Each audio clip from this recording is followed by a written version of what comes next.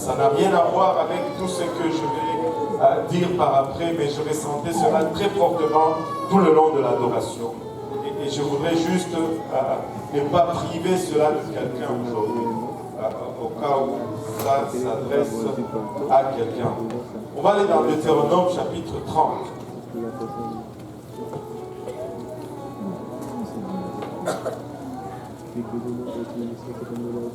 Et juste prends-le comme venant de la part du Seigneur si tu es là aujourd'hui. Amen. Vous y êtes? Deutéronome 30, à partir du premier verset, la Bible nous dit ceci. Lorsque toutes ces choses t'arriveront, la bénédiction et la malédiction que je mets devant toi, si tu les prends à cœur au milieu de toutes les nations chez lesquelles l'Éternel ton Dieu t'aura chassé, si tu reviens à l'Éternel ton Dieu et si tu obéis à sa voix de tout ton cœur et de toute ton âme, toi et tes enfants selon tout ce que je te prescris aujourd'hui, alors l'Éternel ton Dieu ramènera tes captifs et aura compassion de toi. Il te rassemblera encore du milieu de tout le peuple chez lequel l'Éternel ton Dieu t'aura dispersé. Quand tu seras exilé à l'autre extrémité du ciel, l'Éternel ton Dieu te rassemblera de là, et c'est là qu'il t'ira chercher. L'Éternel ton Dieu te ramènera dans le pays que possédaient tes pères, et tu le posséderas. Il te fera du bien et te rendra plus nombreux que tes pères. L'Éternel ton Dieu circoncira ton cœur et le cœur de ta postérité. Et tu aimeras l'Éternel ton Dieu de tout ton cœur, de toute ton âme, afin que tu vives. L'Éternel ton Dieu fera tomber toutes ces malédictions sur tes ennemis, sur ceux qui t'auront haï et persécuté. Et toi, tu reviendras à l'Éternel. Tu obéiras à sa voix et tu mettras en pratique tous ces commandements que je te prescris aujourd'hui. L'Éternel ton Dieu te comblera de biens en faisant prospérer tout le travail de tes mains, le fruit de tes entrailles, le fruit de tes troupeaux et le fruit de ton sol. Car l'Éternel prendra de nouveau plaisir en ton bonheur, comme il prenait plaisir à celui de tes pères. Lorsque tu obéiras à la voix de l'Éternel ton Dieu, en observant ses commandements et ses ordres écrits dans ce livre de la loi, lorsque tu reviendras à l'Éternel ton Dieu de tout ton cœur et de toute ton âme, ce commandement que je te prescris aujourd'hui n'est certainement point au-dessus de tes forces et hors de ta portée. Je vais revenir encore sur le verset 11.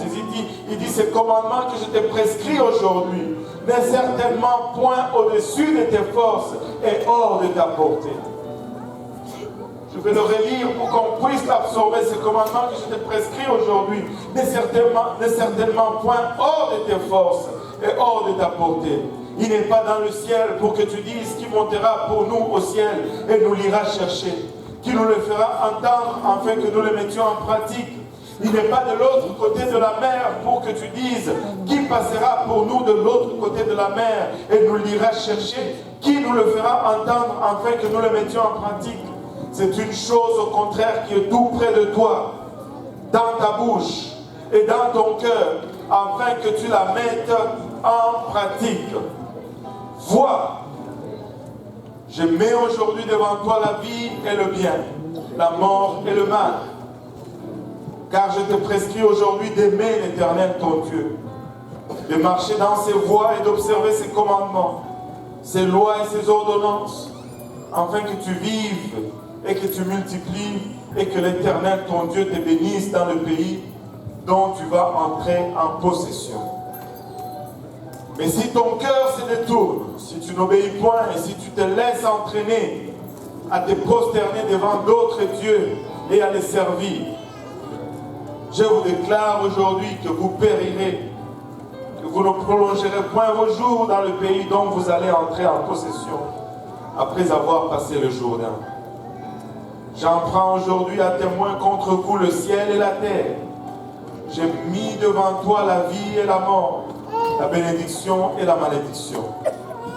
Choisis la vie, afin que tu vives, toi et ta postérité, pour aimer l'Éternel ton Dieu, pour obéir à sa voix, et pour t'attacher à lui.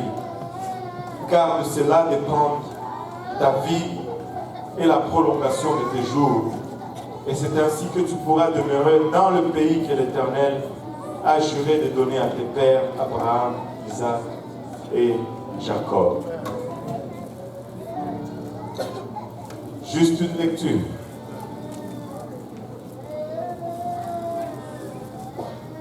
Et je crois que ça devait être entendu par quelqu'un aujourd'hui. Seigneur est bon. Comme lecture pour la prédication, aujourd'hui c'est du 2 pour 1. Vous aimez ça, qui aime le 2 pour 1?